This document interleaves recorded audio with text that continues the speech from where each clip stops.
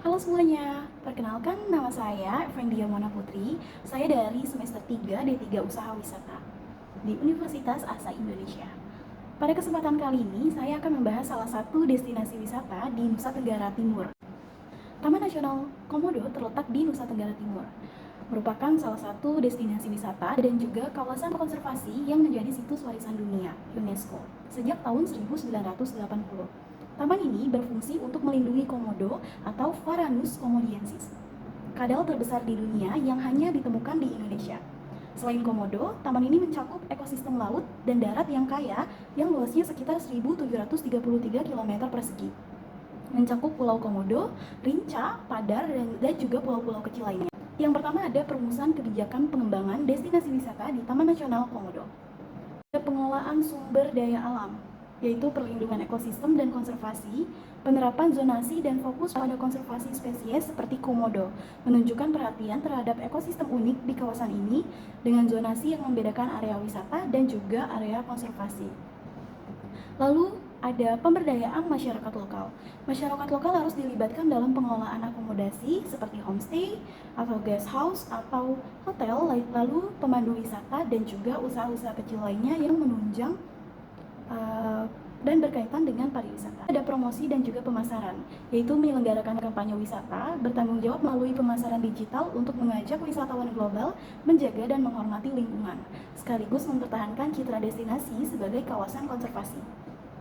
Yang keempat ada infrastruktur dan aksesibilitas, yaitu mengembangkan infrastruktur ramah lingkungan melalui penggunaan panel surya dan juga sistem pengelolaan limbah dan air bersih berkelanjutan, serta menyediakan fasilitas aksesibilitas untuk semua kalangan termasuk jalur ramah disabilitas dan area istirahat nyaman untuk meningkatkan kenyamanan dan keterlibatan pengunjung di Taman Nasional Komodo. Pengelolaan Taman Nasional Komodo memerlukan kerjasama berbagai pihak untuk menjaga kelestarian dan juga mendukung pariwisata berkelanjutan. Yang pertama ada dari pemerintah pusat, yaitu kebijakannya, pembentukan kebijakan konservasi, pemanfaatan, dan juga pengawasan lingkungan. Lalu pengeluaran anggaran atau alokasi dana untuk konservasi, penelitian, dan juga infrastruktur. Dan yang ketiga, berkolaborasi atau bekerja sama dengan lembaga internasional untuk mendukung teknis dan juga finansial. Selanjutnya ada dari pemerintah daerah. Pemerintah daerah memiliki peran penting dalam pelaksanaan kebijakan di tingkat lokal, termasuk perizinan, pengelolaan infrastruktur, dan juga kerjasama dengan masyarakat setempat. Lalu yang ketiga ada masyarakat lokal. Masyarakat lokal terlibat dalam patroli, pengawasan, dan juga pelestarian alam, serta pengembangan usaha mandiri seperti homestay, guest house, hotel, kerajinan, kuliner, transportasi, dan juga jasa wisata. Lalu pelestarian budaya lokal yang berhubungan dengan lingkungan. Selanjutnya ada LSM atau Lembaga Swadaya Masyarakat, berperan dalam pengawasan, advokasi, dan juga partisipasi masyarakat dalam proses pengambilan keputusan.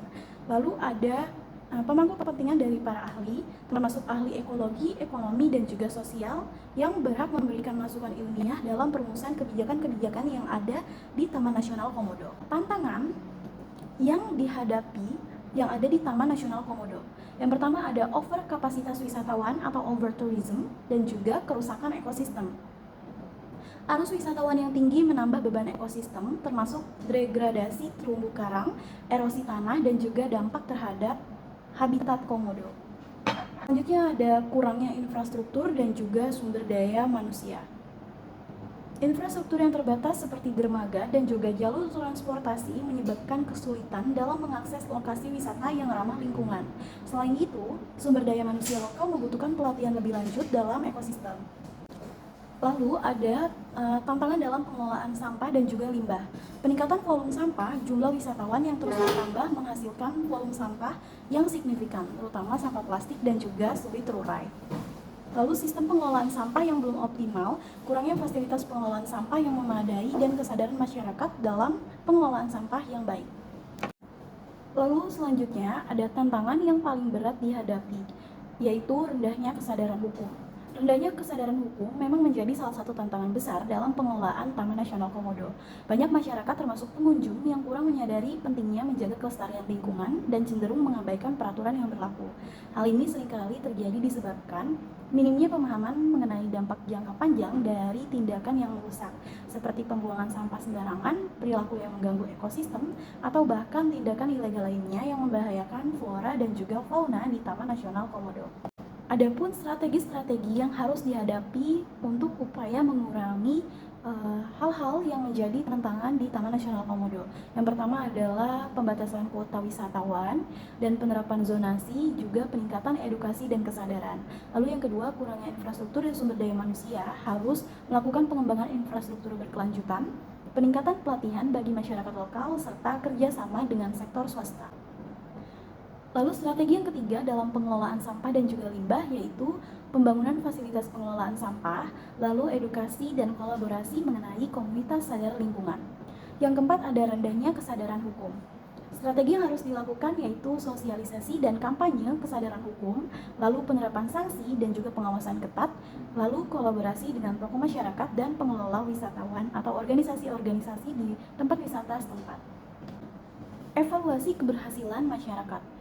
Keberhasilan kebijakan pengembangan Taman Nasional Komodo dapat dievaluasi dari berbagai indikator, yaitu pelestarian ekosistem, pemberdayaan ekonomi masyarakat, dan juga kesadaran lingkungan.